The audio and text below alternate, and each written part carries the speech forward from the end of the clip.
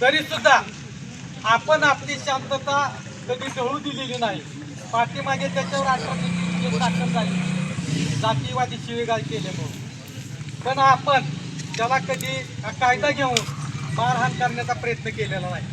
आपण शांततेनं सनदशीर मार्गाने जीवन जगत असताना अशा जर घटना होत असतील तर त्या घटनेच्या विरोधात आपल्याला संघर्ष हा केलाच पाहिजे। संघर्ष केल्याशिवाय हा जो जातीवाद आहे संपणार नाही।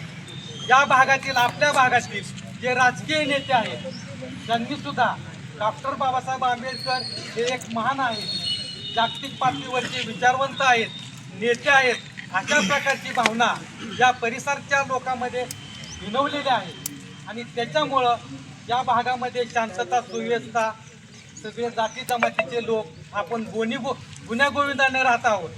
असा प्रकार पाठीमागे कधी घडला नाही, परंतु या काही 1-2 वर्षामध्ये काही जात्यांना तत्व देशातली काही तत्व या परिसरामध्ये येऊन भाषणं करतात, अशा प्रकारची भावना पसरवतात। त्याच्यामुळं एखादा समाजकंटक पुढे येतो आणि बाबासाहेब यासारख्या थोर माणसांना लांछन लावण्याचा प्रयत्न करतो। तर असा प्रकार घडू नये म्हणून आम्ही पोलिसांनी कारवाई केलेली आहे, पण म्हातारी मेलेल्याचं दुःख नाही, गाळ ठोकावता कामा नाही म्हणून आमचं हे आंदोलन आहे। इथून पुढे असा प्रकार या परिसरातल्या जात्या लोकांनी सामाजिक शांतता व सुव्यवस्था बिघडवण्याचा प्रयत्न करू नये यासाठी आहे। आम्ही कलेक्टरची मागणी केलेली आहे, तहसीलदार याच तालुक्यातले आहेत आणि त्यांनी या ठिकाणी येऊन आमचं निवेदन स्वीकारावं। आम्ही शासनाला सुद्धा जास्त वेठीस धरण्याचा प्रयत्न करत नाही। पाठीमागे सुद्धा या ठिकाणी विटंबा करण्याचा प्रयत्न झाला। आमच्या आदरणीय तात्या या ठिकाणी आंदोलनाला आले होते, त्यावेळेस मागणी आम्ही कलेक्टर साहेबांच्या प्रकारची पाठीमागा हा अनुभव असताना सुद्धा आम्ही त्याच्या प्रकारचं आंदोलन करत नाही, कारण पोलिसांनी कारवाई केलेली आहे। आम्हाला या परिसरामध्ये शांतता सुव्यवस्था त्या तहसीलदार आल्यानंतर आपण निवेदन दिल्यानंतर तहसीलदार कशा प्रकारची कारवाई केली, जे के साहेब बी सांगतील कशा प्रकारची कारवाई केली आहे।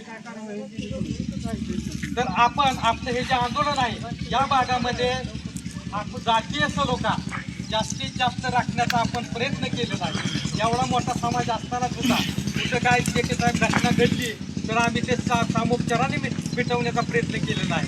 असं कधी आंदोलन आम्ही केलेलं नाही आणि या परिसरातील जे नेते मंडळी आहेत या नेते मंडळींनी सुद्धा अशा जातीवादी जात्यां प्रवृत्तीला कधी चालना प्रोत्साहन दिलेलं नाही। त्यामुळं आमच्या आंदोलनाला त्यांचा एक पाठिंबा असेल असं मी गृहीत करतो, कारण त्यांनी या भागामध्ये कधी आजपर्यंत तरी असं प्रोत्साहन लोकांना दिलेलं नाही। आणि परंतु या काही वर्षामध्ये जे जात्यां तत्व आहे देशामध्ये समाजामध्ये जे जातीवाद आहे, विषमता आहे, उच्च नीच भेदभाव आहे, अशा प्रकारची जी मानसिकता आहे, भावना आहे पसरवणारे जे लोक आहेत हे लोक या ठिकाणी येऊन तो प्रयत्न करतात। तो प्रयत्न भविष्य काळामध्ये झाला नाही पाहिजे आणि म्हणून आपण सतर्क राहिलं पाहिजे। आपण आपल्यामध्ये एकी ठेवले पाहिजे आणि एकीने हा संघर्ष केला पाहिजे, काळ चुकवता कामा नये। कारण आता जर आपण याला अशा प्रकारचं आंदोलन केलं ना तर काय होतंय म्हणून दुसरा सुद्धा करू शकेल। एवढा मोठा समाज आहे, काय माझं केलं अशा प्रकारची भावना जे जात्यां लोक आहे, उच्च नेत्याची भावना मनामध्ये मानसिकता असलेली भावना असे जे लोक आहेत यांच्यामध्ये ते राहता कामा नये यासाठी आपण चांगल्यासाठी ते करतो। मानव म्हणून आपण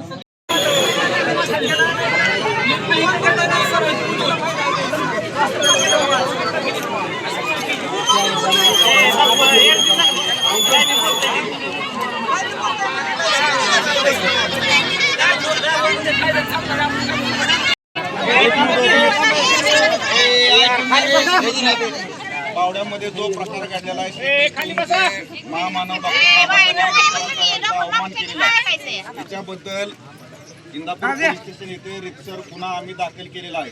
मी स्वतः रात्री आलो होतो, 12 वाजता पालखी बंदोबस्त संपून मी स्वतः आलो होतो।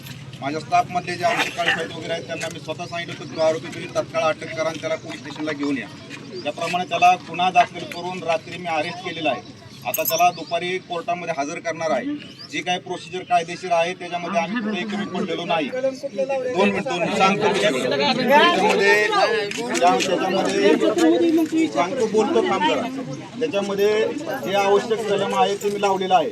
जरी तुमचं म्हणणं असेल की ते 1 मिनिट थांबणार बाबा, जर तुमचं म्हणणं असेल की ते आम्हाला ह्याच्यामध्ये अजून समाधान नाही तर मी ते सुद्धा तुमच्या म्हणण्याप्रमाणे करायला तयार आहे. 2 मिनिट माझं बोलणं संपलं.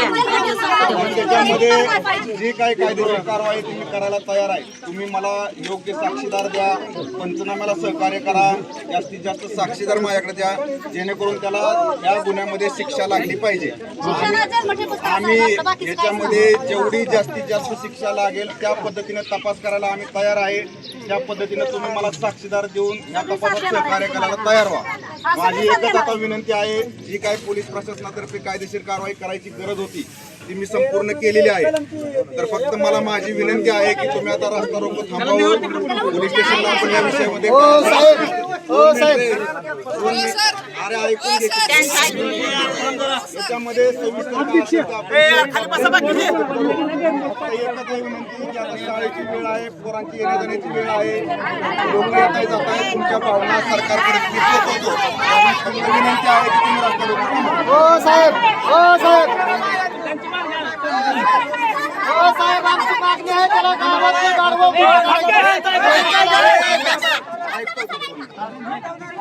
एक 2 मिनिट